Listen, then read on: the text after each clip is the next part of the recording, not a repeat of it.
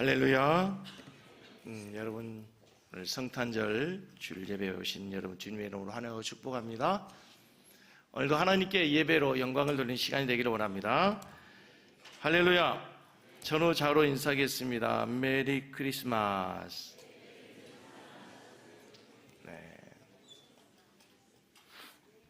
2023년도 성탄주일입니다. 오늘은 성탄주일 예배, 내일은 성탄절 예배를 드리도록 하겠습니다.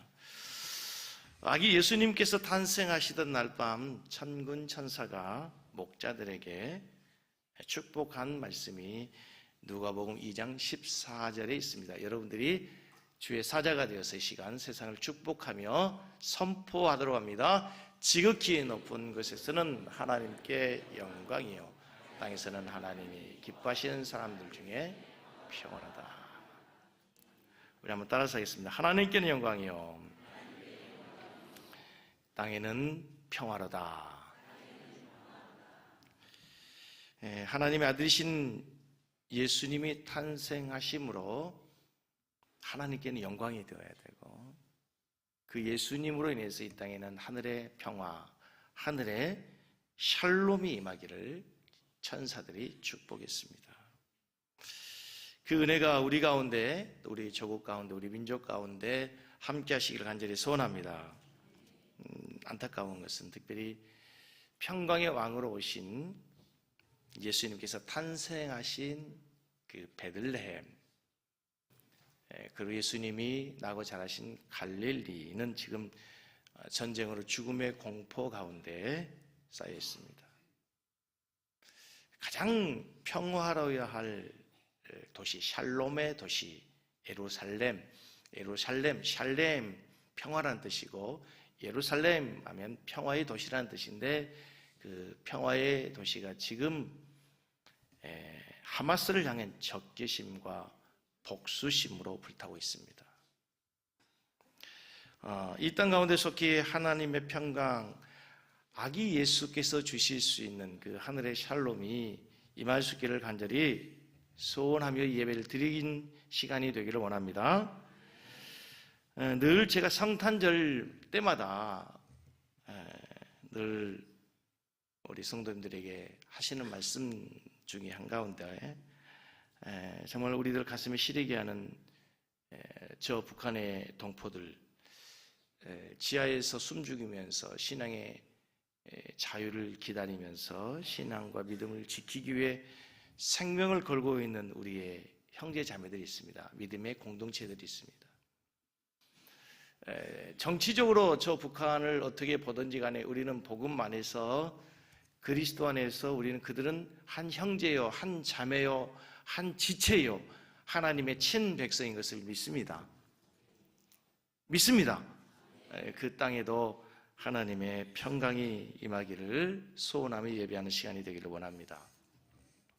오늘 말씀의 제목이 왜 예수님은 인간의 몸으로 이 땅에 오셨을까? 어떤 어린 아이가 교회에 가려고 집을 나섰습니다. 동네 어른이 그를 보더니 물었습니다. 꼬마야, 어디 가니? 아이가 대답합니다. 예, 하나님께 성탄절 예배 드리기 위해서 교회에 가요. 그때 어른이 빈정대며 말했습니다. 하나님이 어디 있어? 너 하나님 봤어? 하나님 어떻게 생겼어? 그러자 아이가 대답합니다. 아저씨, 하나님은요 너무 커서 온 우주도 담을 수가 없답니다. 그런데 더 놀라운 것은 그 우주보다 크신 하나님이 이 작은 내 안에 계세요. 온 우주조차도 담을 수 없는 그 영광스러운 하나님이 이제 인간의 몸을 입고 맨살을 가지고 아기의 모습으로 이 땅에 태어나신 것을 기억하고 기념하면서 드리는 성탄절 예배입니다. 여러분, 오늘 이 성탄절은 정말 인간의 언어로 설명할 수 없는, 인간의 이성으로는 이해할 수 없는, 과거로는 풀 수 없는 신비입니다. 여러분, 어떻게 하나님께서 이 땅 가운데 오실 수 있습니까? 창조 주신 그분이 어떻게 피조물이 될 수 있습니까? 어떻게 영이신 하나님이 인간의 육체의 몸을 입고 이 땅에 오실 수 있다는 말씀입니까? 이것은 말로 설명이 불가능합니다. 이건 신비입니다. 미스테리입니다. 그런데 이상한 것은요, 정말 이상한 것은 성령님이 우리의 마음에 오시면 이 놀라운 비밀이, 신비로운 사실이 믿어진다는 겁니다. 믿어진다는 겁니다. 그리고 이해가 돼요. 이해가 돼요. 의심 없이 받아지는 거예요. 아멘, 아멘 할 수 있다는 거예요. 이 사실에 우리는 감격하게 된다는 겁니다. 오늘 우리는 그 감격을 가지고 예수님의 탄생을 축하하며 예배하는 시간이 되기를 원합니다. 오늘 설교 제목이 왜 예수님 인간의 몸으로 이 땅에 오셔야 했는가? 오늘 저희 설교는 교리 설교입니다. 그 이단에 가면 강조하는 게 교리입니다. 그 우리 신앙의 뼈대는 교리가 강해야 됩니다. 교리. 그냥 예수님이 탄생하셨어요. 성탄절이에요. 뭐 그냥 캐롤송 부르고 선물 주고 그렇게 끝나는 것이 아니라 우리는 성탄절을 통해서 정말 예수님 왜 이 땅에 인간의 몸으로 오셔야만 했는가 한번 깊이 생각해보는 시간이 되었으면 좋겠습니다. 예수님은 반드시 이 땅에 인간의 몸으로 오셔야만 했습니다. 왜냐하면 성경이 하나님의 말씀이 되기 위해서 필요했습니다. 성경이 하나님의 말씀 되기 위해서 반드시 하나님은 인간의 몸으로 이 땅에 예수님을 보내셔야만 했습니다. 성경에는 수많은 예언과 그 예언이 성취되는 것으로 기록이 됐습니다.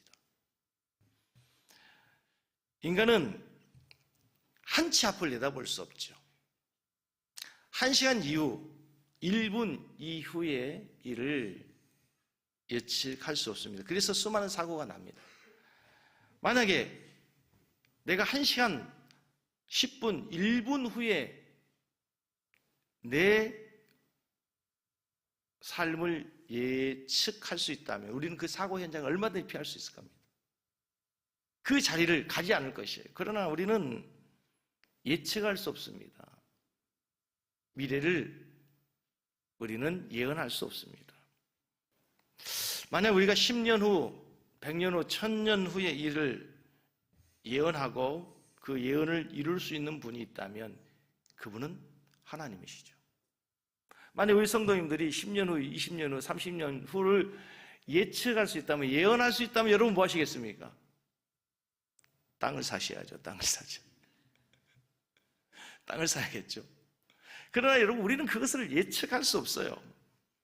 만약에 어떤 일을 예언하고 그것을 정확한 날짜에 이룰 수만 있다면 그분은 역사의 주관자이신 하나님이실 수밖에 없는 거죠. 제가 성경에 하나님의 말씀이라고 믿는 이유 중에 하나는 성경 자체에서 스스로 성경이 하나님 말씀이라고 증언하고 있어요.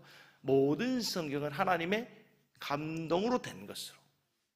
구약성경의 수많은 곳에 여호와께서 말씀하여 가라사대, 하나님이 말씀하셨다는 거예요. 하나님 말씀이 기록됐다는 거예요. 그래서 성경은 하나님의 말씀이에요. 그러나 성경이 인간적인 논리를 가지고 설명할 때에 왜 이 성경은 하나님의 말씀인가? 라고 얘기할 때 성경의 역사성입니다. 조금 전에 말씀드렸던 것처럼 수많은 예언과 그 예언의 정확한 성취, 이것이 기록되어 있다는 거예요. 여러분, 구약 성경은 예언으로부터 시작합니다. 창세기 3장에 예언을 시작합니다. 그리고 신약 성경은 그 예언을 성취하는 것으로 시작하는 거예요. 구약 성경의 첫 번째 예언이 뭡니까? 창세기 3장 15절에 여러분 잘 아시는 여자의 후손이라는 단어가 나오죠. 이 말씀은 아담을 타락하게 하는 유혹한 뱀을 하나님이 저주하면서 하신 말씀인데 14절과 15절을 같이 한번 읽겠습니다. 창세기 3장 14절 시작. 여호와 하나님이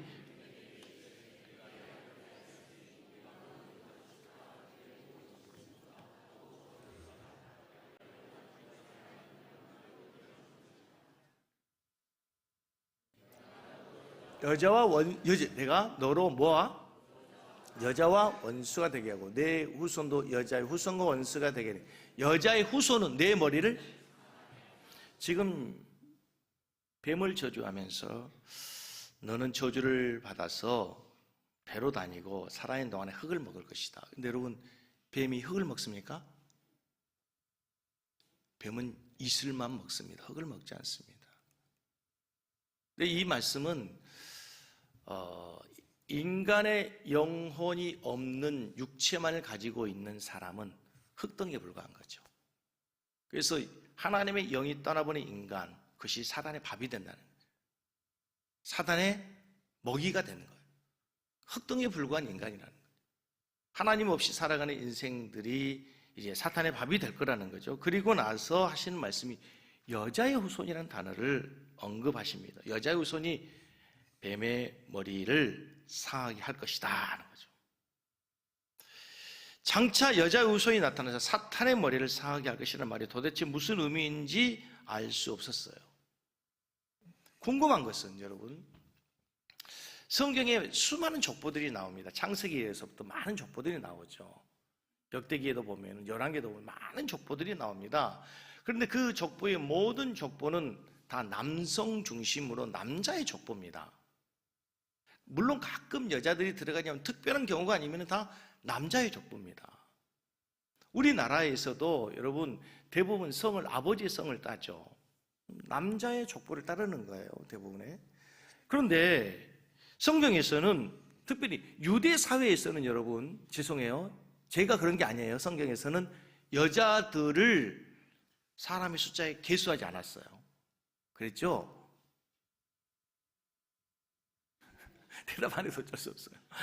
여성들의 어떤 인격과 지위를 무시한다는 얘기가 아니라 남성 중심이라는 거예요. 남성 중심이라는 거예요. 유대 사회에서는 특별히 자녀를 낳으면 남자의 후손이라고 불렀습니다. 그런데 성경에는 여자의 후손이라는 단어가 나온단 말이에요. 최초에. 그런데 모세가 성경을 기록하고 1500년 동안 도대체 이 뜻이 무엇인지 알 수 없었습니다. 이 의미가 무엇인지 알 수 없어요. 그런데 더 놀라운 것은 이스라엘 백성들, 유대인들이 자기들의 관습에서, 문화에서 맞지 않는데, 이슈야 이시야라는 그 단어인데 그냥 점 하나 찍으면 여자가 남자가 되는 거예요. 그런데 그것을 바꾸지 않고 무슨 뜻인지도 모르고 1500년 동안 여자의 후손이라는 단어로 계속 그것을 사용했다는 거예요. 그러나 이제 신약으로 오면 마리아가 남편 요셉과 동침하기 전 여자의 몸으로, 처녀의 몸으로, 동정녀의 몸으로 예수를 탄생하게 되죠. 마태복음 1장 18절로 20절 말씀을 읽겠습니다. 예수 그리스도의 나심은 이러하니라. 그의 어머니 마리아가 요셉과 약혼하고 동거하기 전에 여기에 성령으로 잉태된 것이 나타났더니, 그 다음에 그의 남편 요셉은 의로운 사람이라 그를 드러내지 아니하고 가만히 끊고자 하여 이 일을 생각할 때 주의 사자가 현모가 이르되 다윗의 자손 요셉 아들의 아내 마리아 데려오기를 무서워하지 말아라. 그에게 잉태된 자는 천사가 남편 요셉에게 강교한 말이 있어요. 두 번을 계속해서 반복해서 내 아내 마리아가 잉태한 것은 다른 남자의 씨를 된 것이 아니고 성령으로 된 거야. 성령으로. 남자 없이 성령으로 잉태된 것이라는 것입니다. 이 자유주의 신학자들은, 인간의 이성으로 성경을 판단하는 사람들은 이 사실을 비과학적이기 때문에, 이해할 수 없기 때문에, 믿을 수 없기 때문에 하나님 말씀이 아니라는 겁니다. 어떻게 처녀가 아이를 잉태할 수 있습니까? 남자 없이 어떻게 아이가 생길 수 있단 말이냐? 과학적으로는 전혀 믿을 수 없는 거죠. 여러분, 그 코미디언 구봉서 씨 아시죠? 이제 돌아가신 구봉서 장로. 요즘 젊은 사람은 모르지만 우리 세대는 한때 굉장히 유명했던 분 아닙니까? 그분이 연예인 교회 장로님이세요. 우리가 2월 18일부터 6인 6색을 하는데 그때 우리 교회 오실 목사님 중에 한 분이 연예인 교회 목사님 오십니다. 지금 예능 교회로 바뀌었어요.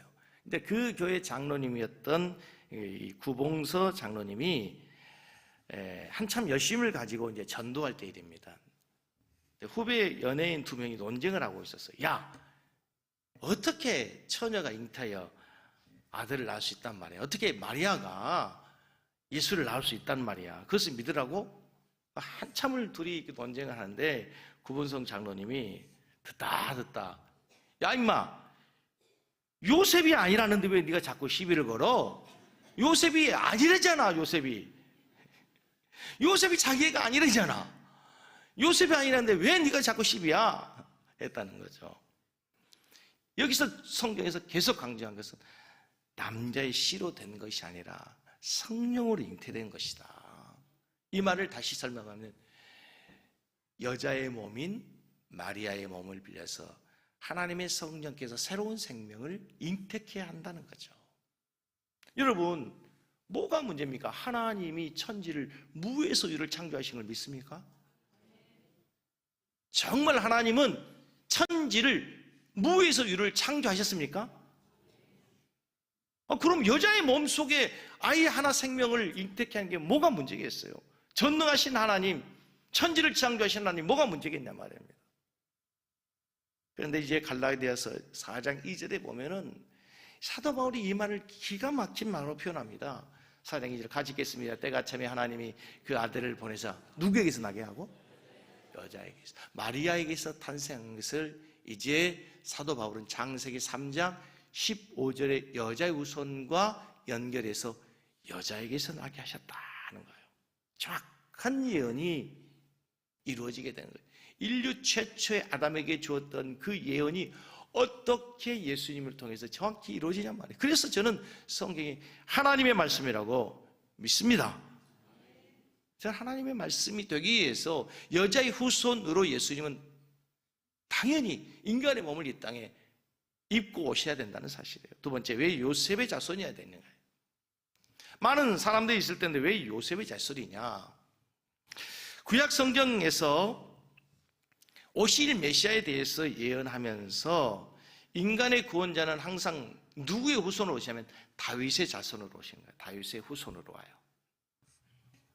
인간의 구원자 되시는 메시아는 언약을 따라서 다윗의 후손 유다 지파로 태어나야 돼요. 특별히 야곱이 창세기 49장에 이제 죽기 전에 자기 자녀들을 축복하는 내용이 나옵니다. 그런데 유다를 향해서 이해할 수 없는 축복을 합니다. 창세기 49장 10절에 보면은 유다 지파를 향해서 축복하는데 같이 있습니다. 규가 유다를 떠나지 아니하며 통치자의 지팡이가 그 발 사이에서 떠나지 아니하기를 실로가 오시기까지 이르니 그에게 모든 백성이 복종하리라. 이 성경이 우리 성경이 좀 어려워요. 좀 쉬운 성경으로 번역된 세번역 성경을 보시면 이렇게 되어 있습니다. 쉽게 이해가 될 수 있는데 유다 지파를 이렇게 축복하는 거예요. 임금의 지휘봉이 유다를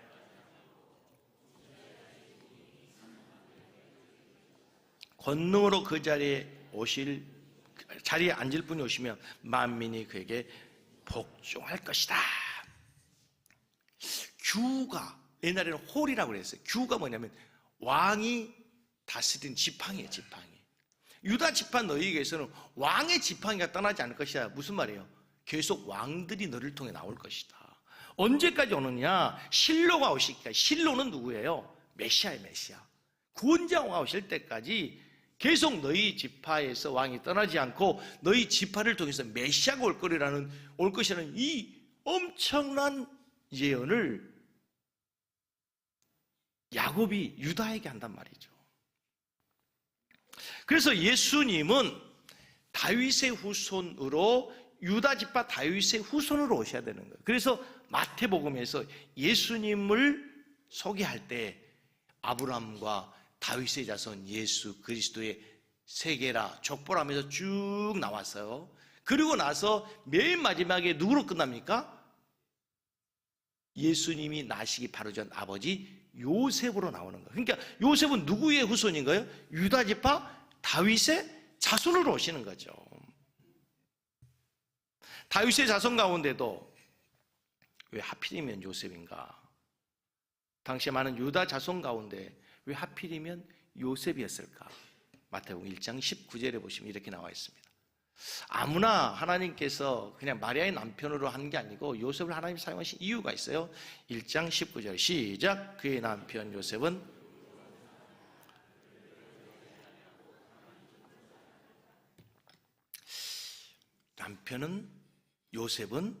마리아의 남편 될 요셉은 의로운 사람이었다. 근데 그를 드러내지 않고 가만히 끊고졌다. 무슨 소식을 들었죠. 어느 날 들려온 소식이 정혼자, 약혼자 마리아가 잉태를 했다는 거예요. 여러분이 만약 우리 남자 성도님들이 아내들 여인이 잉태를 했다는 소식을 들으면 어떻게 되겠습니까? 가만히 있을 남자는 없죠. 순간 분노에 감정이 치우칠 겁니다. 눈에 보이는 게 없을 수 있죠. 모든 것의 사실의 진위를 알기 위해서 다 드러내서 파헤쳐서 뭔가를 자기의 감정을 화풀이 하려고 할 거예요. 그런데 당시 사회에서는, 요즘에도 문제가 되겠지만 당시 사회에서는 이것이 엄청난 일이죠. 만약에 결혼하기 전에 잉태한 여인은 어떻게 됩니까? 돌에 맞아 죽게 되는 거잖아요. 그 순간 분노하고 감정에 치울 수 있는 순간이었는데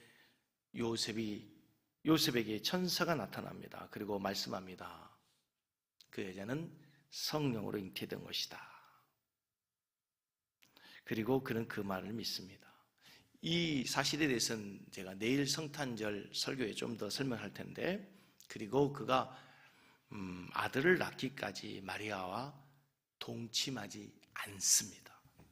하나님의 구원의 역사가 내가 정혼한 아내 마리아를 통해 이루어진다는 사실을 알고 그 뜻을 존중합니다. 하나님의 섭리를 귀히 여깁니다. 두렵고 떨림으로 그 사실을 받습니다. 그래서 마태복음 1장 25절에 보면은요, 요셉이 잠에서 깨어 일어나 주의 사자의 분부대로 행하여 아내를 데려왔으나 아들을 낳기까지 뭐 하지 않았어요?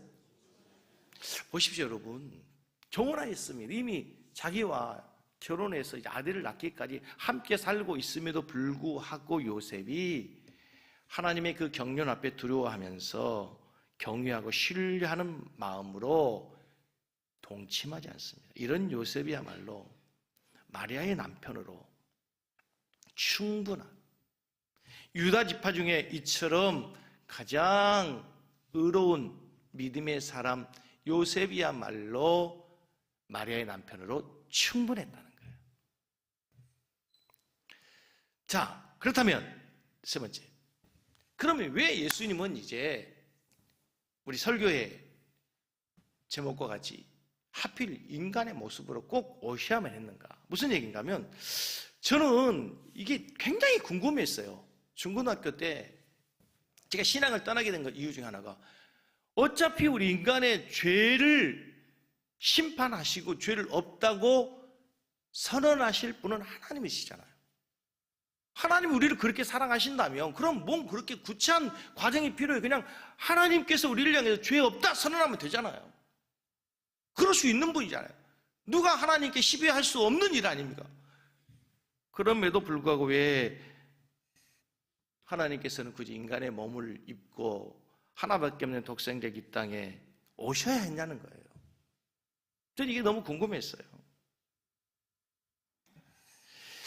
예수님이 누구신가? 그리고 예수님이 우리를 위해서 이 땅에 오셔서 이루신 그 하나님의 구원을 가장 설명한 성경책이 바로 로마서입니다.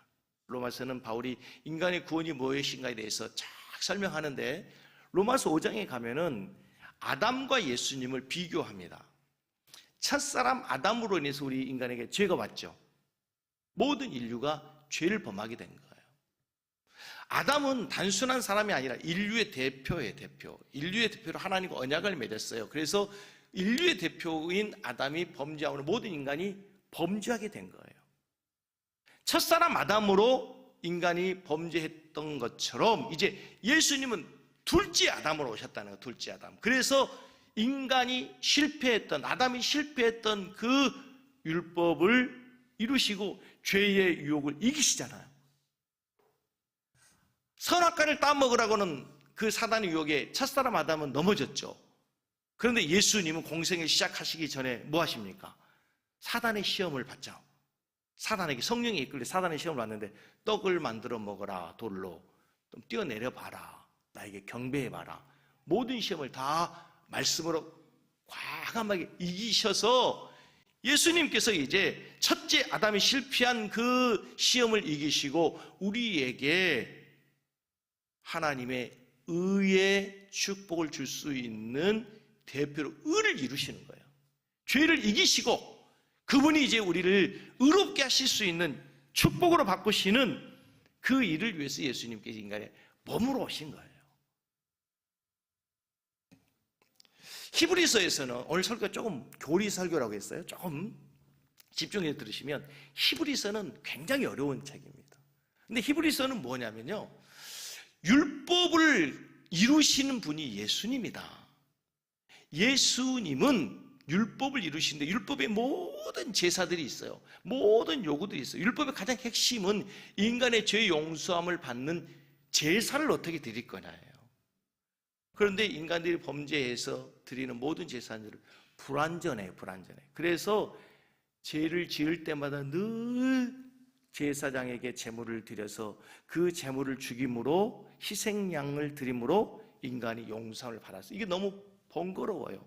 그래서 예수님이 인간의 몸으로 입고 와서 죄의 율법, 죄로 말미암아 주어진 율법의 요구를 다 이루시기 위해서 율법 아래 태어나서 율법을 이루시고 인간의 죄를 용서하는 그 불완전한 제사를 단번의 제사로, 영원한 효력 있는 제사로 되시기 위해서 영원한 제물이 되시고 영원한 대제사장이 스스로 되어서 영원한 효력을 내는 제사를 단번에 드리신단 말이에요. 이해가 되시나요? 이해가 되세요? 네. 중요한 것은 예수님이 이 땅에 인간의 몸으로 오셔서 율법의 요구를 다 이루시고 그분이 제사를 드리는 제사장 겸 제물이 되셔서 이제 완전한 제사를 드리는 우리가 더 이상의 제사를 드리지 않고도 이렇게 예비할 수 있고 하나님께 나아갈 수 있는 길을 열어주기 위해서 예수님은 인간의 몸으로 오셨다는 사실을 믿으시기 바랍니다. 하나님이 인간의 몸을 입고 이 땅에 오셔야만 했던 이유를 여러 많은 방법으로 설명하고 이해시키려고 하는 많은 노력들이 있었어요. 그 중에 대표적인 사람이 키에르케고르라고 하는 철학자가 있어요. 이분은 유대인임에도 불구하고 굉장히 믿음이 좋은 사람이었어요. 그 사람을 통해서 그 사람부터 시작해서 수많은 사람들이 설명했지만 완벽한 설명을 하기는 참 불가능해요.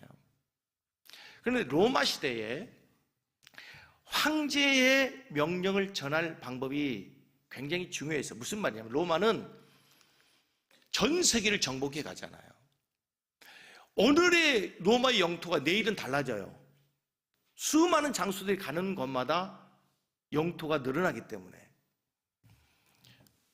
우리로 나라로 얘기해 보면은 저기 전라도를 정복하고 그 다음에는 이제 경상도를 정복하고 충청도를 정복하고 이제 경기도를 정복하고 계속해서 로마가 정복해 가니까 왕들이 장군들에게 왕의 명령을 내려야 될 거 아닙니까? 작전을 지시해야 될 건 아니겠어요?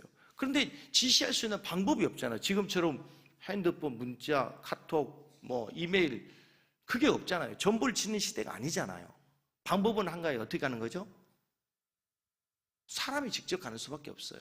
노예를 시켜서 그 위험한 전장을 뚫고 나와서 노예를 가지고 이제 왕의 칙령, 왕의 명령을 전달하는 거예요. 그런데 문제는 이 노예가 전쟁의 포로로 잡히는 경우죠. 왕의 명령을 갖고 가다가 발각이 되든지 잡히게 되면은 왕의 모든 계획과 전략들이 백일하에 드러나게 됩니다. 그래서 황제가 생각하여 낸 교묘한 전달 방법, 황제의 뜻을 전달하는 방법이 있었어요. 그게 뭐냐면 노예의 머리를 깎습니다. 그리고 그 머리에 황제의 말씀을, 황제의 명령을 바늘로 찔러서 쓰고 먹물을 뿌립니다. 그리고 조금 기다리면 머리가 자라죠. 머리가 어느 정도 자라면 이제 장군에게 보냅니다. 가다가 저기에 붙잡혀도 비밀이 탄로 날 염려가 없죠. 몸에 지닌 것이 아무것도 없으니까, 보이는 게 없으니까. 황제가 보낸 노예가 장군에게 오면 장군은 노예의 머리를 깎습니다. 그리고 황제가 자기에게 주는 작전 명령을 받습니다. 그리고 그대로 준행하게 되는 거죠. 황제가 보낸 노예가 오면 장군들은 노예가 왔다 이렇게 말하지 않습니다. 멀리서 온 노예가 올 때 군사들은 이제 황제의 말씀이 온다 이렇게 얘기했어요. 노예가 오는 것이 아니라 누가 와요? 황제의 말씀이 우리에게 온다. 예수님은 하나님이심에도 불구하고 말씀이 육신이 되어 인간의 몸으로 오신 하나님의 아들이세요. 하나님의 전령이세요. 하나님 우리를 너무너무 사랑하신다. 전달할 방법이 없는 거예요. 그래서 그분이 친히 인간의 몸으로 입고서 내가 너희를 이렇게 사랑한다 라고 보여주신 것이 예수님의 삶이란 말이에요. 예수님의 공생의 사역은 하나님 우리에게 말씀하시는 사랑의 메시지인 거예요. 이처럼 하나님께서 우리를 사랑하시고 존귀하게 여기신다는 사실을 알리시기 위해서 하나님은 친히 인간의 몸을 입고 이 땅에 오실 수밖에 없었다는 거예요. 그러나 하나님 보내신 하나님의 아들을 메시아를 인간들 알아보지 못하고 십자가에 못 박아 죽여버리죠. 지금도 세상의 사람들은 아무리 하나님의 아들이 이 땅에 오셨다 해도 믿지 못하죠. 어느 날 한방눈이 내리는 몹시 추운 성탄절, 신앙심이 깊은 남편을 따라서 믿음 없는 김 집사가 성탄절 예배를 갔습니다. 여기서 말씀하는 김 집사는 우리 교회 어떤 집사님이 제가 김 목사이기 때문에 그냥 김 집사를 한 거예요. 시험 들지 마시고. 이 믿음 없는 김 집사가 성탄절 예배를 드리고 오면서 투덜투덜 아니 어떻게 하나님 인간을 오실 수 있어요? 그게 말이 돼? 어떻게 이 과학적인 세상에 첨단 과학의 시대에 하나님이 인간이 될 수 있단 말이야. 그리고 전능하신 하나님이라면 그냥 짠하고 나타나서 인간을 구원해 주시 뭐하러 굳이 아들을 보내고 십자가에 죽게 하시냐고 번거롭게. 남편은 의심 안 하는 애에게 나름대로 열심히 설명해 보지만 소용이 없죠. 근데 집에 이르자 이상한 광경을 목격하게 됩니다. 눈이 많이 오랫동안 쌓여 있었어요. 산속에 있는 새들이 먹을 것이 없죠. 먹이 없어서 이제 집 앞 마당에 참새들이 모여 있는데 먹을 것이 없어 비실비실 거리고 있는 거예요. 불쌍해서 남편이 얼른 방으로 들어가서 먹이를 가지고 와서 새들에게 주는데 새들이 어떻게 해요? 이 남편이 그들을 사랑해서 먹이를 줌에도 불구하고 새들이 놀래서 도망가는 거예요. 놀란 새들은 남편의 뜻을 이해할 수 없는 거죠. 헤아릴 수 없는 거예요. 날아가는 새들을 보면서 답답해서 남편이 이렇게 얘기합니다. 새들아, 난 너희들을 해치지 않아. 나는 너희들을 도와주는 거라고, 너희들에게 사랑을 베푸는 거라고, 이것을 먹지 않으면 너희들이 굶어 죽기 때문에 너희들에게 먹이를 주는 거라고, 너희들에게 생명을 주는 거야. 그러나 새들이 사람의 말 알아들을 리가 없죠. 날아간 새들을 보면서 남편이 얘기합니다. 내 뜻을 너희가 어떻게 전할 수 있겠니? 내가 새가 되지 않고서 어떻게 너희들에게 내 뜻을 전할 수 있겠니? 이 말을 듣는 아내가 뇌리에 뭔가 스쳐가는 것이 있었습니다. 깨닫는 게 있었습니다. 그렇구나. 하나님이 우리 인간에 계속 사랑을 베푸셨지만 우리가 깨달을 수 없으니까, 하나님의 마음을 이해하지 못하니까 하나님이 인간의 몸으로 이 땅에 오셨다는 것이 그런 뜻이구나 라고 깨닫게 되는 거예요. 사랑하는 성도 여러분, 크리스마스는 우리들이 백화점에 가서 선물 사고 캐롤송 부르는 것이 아니라 인간의 몸으로 이 땅에 오신 아기 예수님께 경배하고 예배하는 날인 줄로 믿습니다. 성경은 하나님 되신 예수님이 이 땅에 인간의 몸으로 오신 이유, 아기의 모습으로 탄생한 이유를 분명히 이렇게 말씀하고 있습니다. 마태복음 1장 21절을 같이 읽습니다. 아들을 낳으리니 이름을 예수라 하라. 이는 그가 자기 백성을 그들의 죄에서 구원할 자십니다.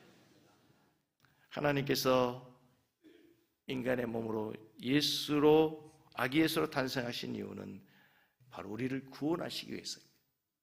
우리를 죄에서 구원하시기 위해서. 그것이 바로 크리스마스의 진정한 의미이고 복음이란 사실을 믿으시기 바랍니다.